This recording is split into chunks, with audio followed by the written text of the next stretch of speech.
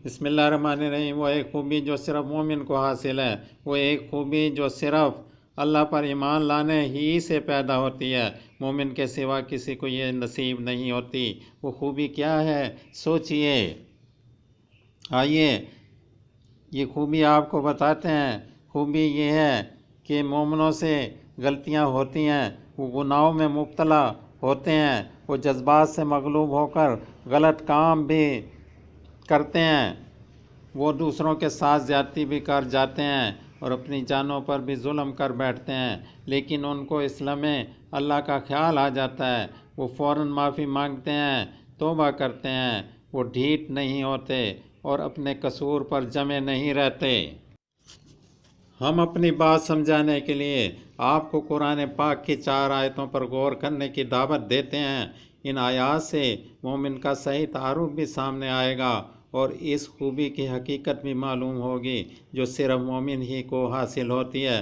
قرآن کا ارشاد ہے، سورۃ آل عمران ہے، 133 تا 136 آیات کا ترجمہ ہے، رواں دواں چلتے رہو اور اس راہ میں تمہارے رب کی بخشش اور اس کی جنت ہے جس کی وسعت آسمان اور زمین جیسی ہے، اور وہ تیار کی ہے ان متقی بندوں کے لیے جو ہر حال میں اپنے اموال خرچ کرتے ہیں، خواہ تنگ دست ہوں یا خوشحال، جو غصے کو پی جاتے ہیں اور دوسروں کے قصور معاف کر دیتے ہیں۔ اللہ کو یہ محسن بندے بہت پسند ہیں، اور جن کا حال یہ ہے کہ اگر کبھی کوئی فحش کام ان سے سرزد ہو جاتا ہے یا کسی گناہ کا ارتکاب کر کے وہ اپنے اوپر ظلم کر بیٹھتے ہیں تو اس لمحے انہیں اپنے اللہ کا خیال آ جاتا ہے، وہ اس سے اپنے قصور کی معافی مانگنے لگتے ہیں، کیونکہ اللہ کے سوا اور ہے کون جو گناہ معاف کر سکتا ہو، اور وہ دیدہ و دانستہ اپنے کیے پر اصرار نہیں کرتے۔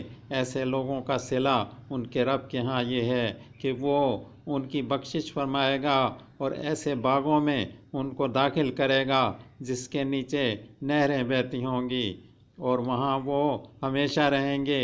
کیا ہی خوب صلہ ہے نیک عمل کرنے والوں کے لیے۔ اس کی تشریح ہے اب۔ پہلی آیت میں کہا گیا جنت تیار کی گئی ہے متقین کے لیے، پھر الذین سے ان کی 3 خوبیاں بیان کی گئی ہیں۔ نمبر 1، ہر حال میں وہ خود اللہ کی راہ میں خرچ کرتے ہیں۔ نمبر 2، غصہ پی جاتے ہیں۔ نمبر 3، قصور معاف کر دیتے ہیں۔ پھر ان کو محسن کے لقب سے نواز کر ان کو خدا کا محبوب بتایا گیا ہے۔ اس کے بعد پھر الذین سے ایک چوتھی خوبی بیان کی گئی ہے، اور وہ یہی خوبی ہے جس کی طرف ہم توجہ دلانا چاہتے ہیں۔ ارشاد ہے، ان متقی اور محسن بندوں سے جب کوئی فحش کام سرزد ہو جاتا ہے یا کسی گناہ میں مبتلا ہو کر یا اپنے اوپر ظلم کر بیٹھتے ہیں تو انہیں اپنے رب کی یاد آ جاتی ہے، یا یکا ان کی آنکھ کھل جاتی ہے اور اپنے رب سے اپنے قصور کی معافی مانگنے لگ جاتے ہیں۔ انہیں یقین ہوتا ہے کہ گناہوں کی بخشش کا ایک ہی دروازہ ہے، وہ ڈھیٹ نہیں ہوتے کہ دیدہ و دانستہ اپنے قصور پر جمے رہیں اور اپنی خطاؤں پر تعویل کے پردے ڈال کر اپنے دل کو سیاہ کرتے رہیں۔ مومن کی اسی خوبی کو قرآن نے ایک دوسرے مقام پر اس طرح بیان کیا ہے۔ سورۃ اعراف 201 نمبر آیت۔ ترجمہ، حقیقت میں جو لوگ متقی ہوتے ہیں ان کا حال یہ ہوتا ہے کہ کبھی شیطان کے وسوسہ اندازی سے ان کو برائی کا خیال چھو بھی جاتا ہے تو فوراً چوکنا ہو جاتے ہیں اور ان کی آنکھیں کھل جاتی ہیں کہ ان کے لیے کون سا طرز عمل صحیح ہے۔ مومن کے دل میں برا خیال بھی آ سکتا ہے اور جذبات کی رو میں بہہ کر وہ غلط طرز عمل بھی اختیار کر سکتا ہے، لیکن ایمان کی بدولت اسے فوراً تنبیہ ہو جاتی ہے، اسے اپنا رب یاد آ جاتا ہے، اس کی پیشانی سے شرمندگی کے قطرے ٹپکنے لگتے ہیں اور وہ اسی دم اس غلطی سے باز آ جاتا ہے۔ وہ نہ تو اپنے قصور پر اڑا رہتا ہے اور نہ تعویلوں سے اسے صحیح ثابت کرنے کی باغیانہ کوشش کرتا ہے، بلکہ وہ توبہ و استغفار اور گریہ زاری سے اپنے گناہ کی سیاہی دھونے پر لگ جاتا ہے۔ غلطی کے بعد اگر آپ چوکنا ہو جاتے ہیں، آپ کو صاف نظر آنے لگتا ہے کہ آپ کے لیے صحیح طرز عمل کیا ہے، توبہ اور استغفار کی توفیق ہو جاتی ہے، تو سمجھیے آپ ایمان کی دولت سے مالا مال ہیں۔ آپ انہیں مومنوں، متقیوں اور محسنوں کی راہ پر ہیں جن کا خدا نے تعارف کرایا ہے۔ خدا کی ذات سے مایوس ہونا ہرگز مومن کی شان نہیں۔ بار بار پھسل کر پھر سنبھلنا ہے، بار بار گر کر جو اٹھتا ہے اس کا شمار خدا کے انہی بندوں میں ہوتا ہے جن کو خدا نے اپنا محبوب کہا ہے۔ یاد رکھیے آپ کا رب بے پایہ بخشش کرنے والا اور بے انتہا مہربان ہے۔ اس کا خطاب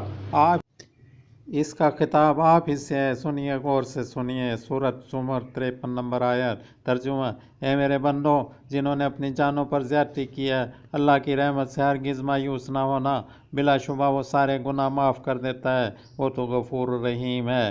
اس کا مطلب یہ ہرگز نہیں کہ آپ اپنے نفس کو ڈھیل دینے لگیں، غلط طرز عمل اختیار کرتے ہوئے ان آیات کا سہارا لینے لگیں۔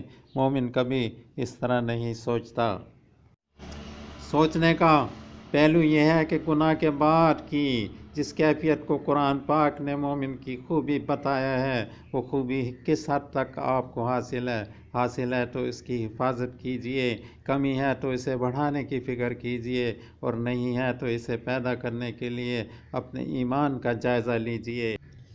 حضرت عبداللہ بن عباس رضی اللہ عنہ کا بیان ہے کہ ایک دن حضرت عینیہ بن حسن فاروق اعظم کی خدمت میں حاضر ہوئے اور ذرا تلخ لہجے میں کہا: او خطاب کے بیٹے، تم ہمیں نہ خاطر خواہ کثیر مال و دولت دیتے ہو اور نہ ہمارے درمیان انصاف کے ساتھ فیصلے کرتے ہو۔ یہ سنتے ہی فاروق اعظم رضی اللہ عنہ کا غصہ بھڑک اٹھا اور وہ اندیشہ ہو گیا کہ وہ عینہ پر جھپٹ ہی نہ پڑیں گے۔ یہ دیکھ کر حسن کے بھتیجے حر نے کہا: امیر المومنین، خدا نے اپنے رسول سے کہا ہے، خذ العفو وامر بالعرف وأعرض عن الجاہلین، معافی اور درگزر کا رویہ اختیار کرو، اچھائی کا حکم دو اور جاہلوں سے اعراض کرو۔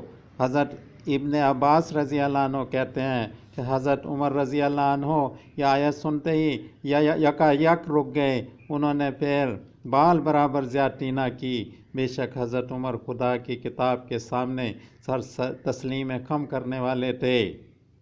آئیے ہم جائزہ لیتے ہیں کہ کیا یہ خوبی ہمارے اندر بھی پائی جاتی ہے جن کو اللہ تعالیٰ پسند کرتا ہے اور جن لوگوں کو اللہ محبوب قرار دیتا ہے، کیا ہم ان لوگوں میں بھی آتے ہیں یا نہیں؟